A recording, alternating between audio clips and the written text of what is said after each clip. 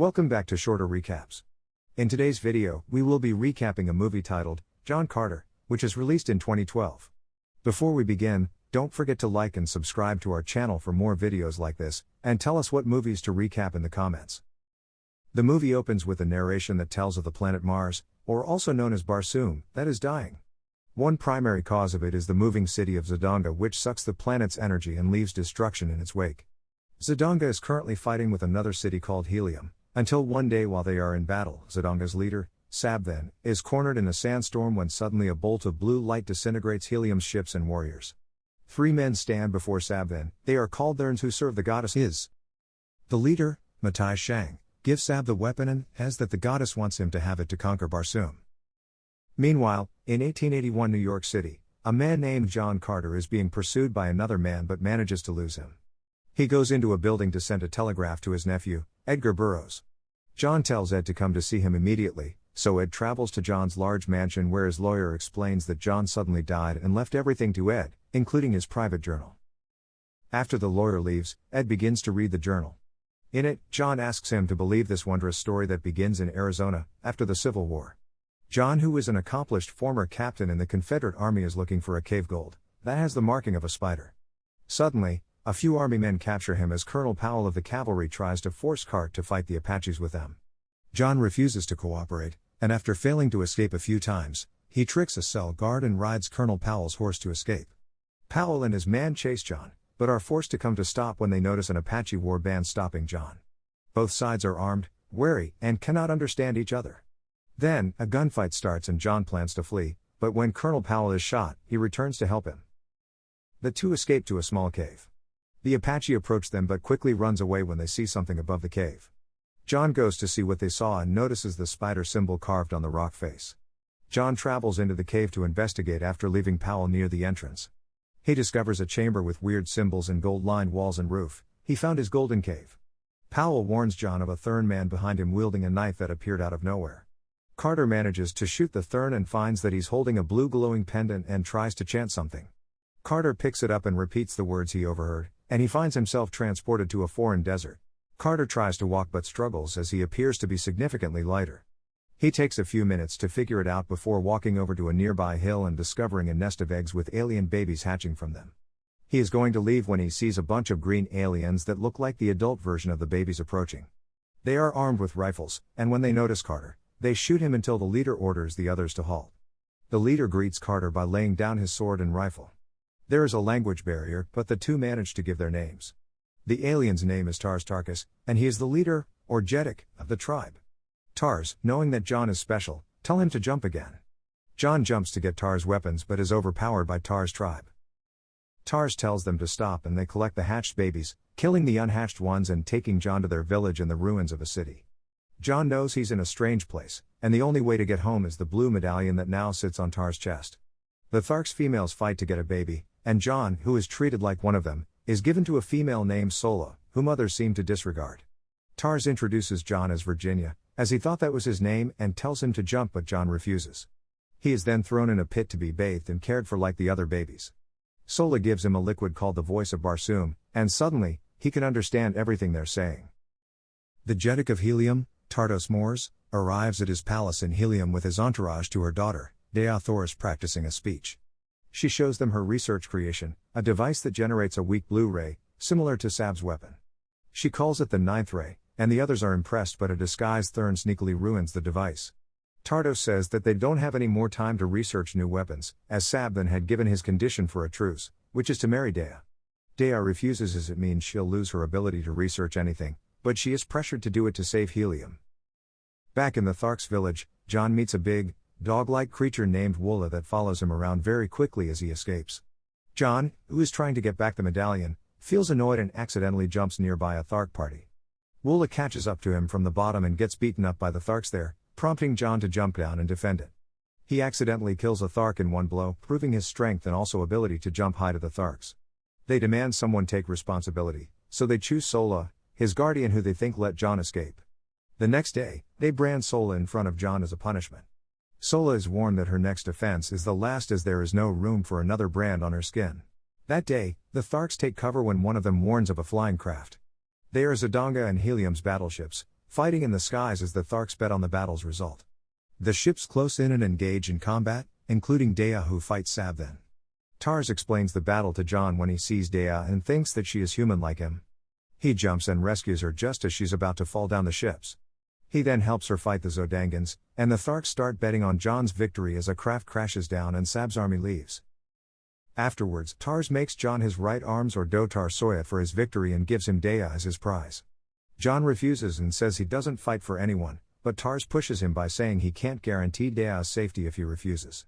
John reluctantly accepts the position, and Dea questions him about his jumping abilities. She is a scientist in Helium, so she tries to study John's skill as she wants him to teach it to Helium. John refuses again, saying that he just wants to go home.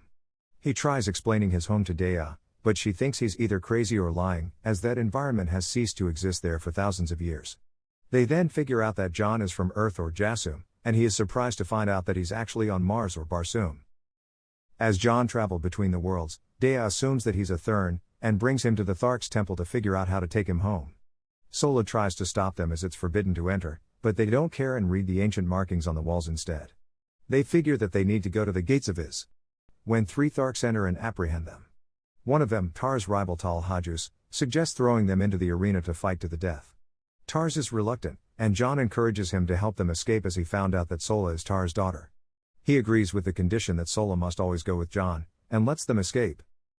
John, Dea, Sola, and Woola travels to the river ISS to find the gates, with the medallion from Tars. Along the way, Sola says that Dea is actually leading them to Helium, and she admits it as she needs John's help to fight Zodanga so that she doesn't have to marry Sab then. John was furious and planned to abandon her, but after hearing her story, he agrees to help, but only after they go to the gates of Is. They travel along the river and arrive at a big and strange structure. John and Dea jump to the top of it, as the medallion seems to be giving them passage. Inside, they use the medallion to activate the structure that shows them a blue ray that Dea calls the 9th ray. The rays show them a projection of the solar system and a passage between Earth and Mars, with ancient markings. She tells him that they need to go to Helium to decode the markings. They also find out that John's body in Mars is only a copy, and that his consciousness must have been transmitted here. Just as Dea flirts with John, an army of Warhoons approach, led by Matai Shang. He wants to test John's capabilities and sends the army to attack them. The trio paddles back to the start of the river and attempts to escape. John tells the women to run, as he stays back and fights the horde with Woola. He manages to kill many of them, but it brings him flashbacks of the war and the tragedy of finding his wife and child dead in their house. John is finally overwhelmed, but a Helium warship comes to help in the attack. Tardos Mors comes out and greets his daughter, but behind him comes Sabthan, who offers his life to Dea in exchange for her trust and marriage.